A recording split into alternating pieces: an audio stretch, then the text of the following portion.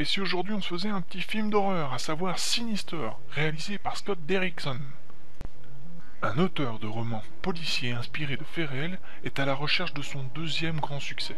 Quand il décide d'emménager avec sa famille dans la maison où les précédents propriétaires sont décédés, c'est toutes ses croyances qui en sont bouleversées. Il faut être réaliste, les films d'horreur et d'épouvante d'aujourd'hui font pas le figure. Bien souvent même, le spectateur, aussi assidu qu'il soit, finit par sourire, voire même se tord de rire devant les scènes prétendues horrifiques. Avec Sinister, c'est une sorte de retour aux sources. Un film d'épouvante à l'ancienne, ou pas loin en tout cas. Le genre de film où l'on sait à quel moment il va se passer quelque chose, mais on est malgré tout pris à la gorge, puisqu'on ne sait pas trop sur quoi on va tomber. Car Sinister est un film sombre. En même temps, avec un nom pareil, ça aurait été bizarre qu'on parle de mariage. Un film sombre, mais aussi efficace et sans furiture. Tombant parfois dans le cliché, certes, il apporte malgré tout sa dose de nouveautés horrifiques, suscitant de fait l'attention du public.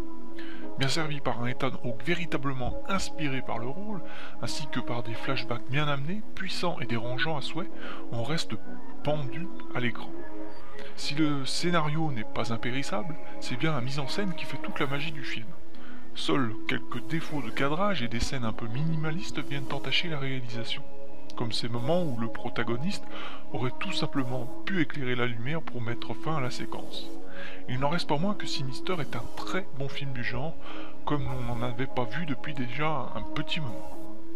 S'il fallait mettre une note, Sinister obtiendrait 7,7 sur 10. Plutôt pas mal.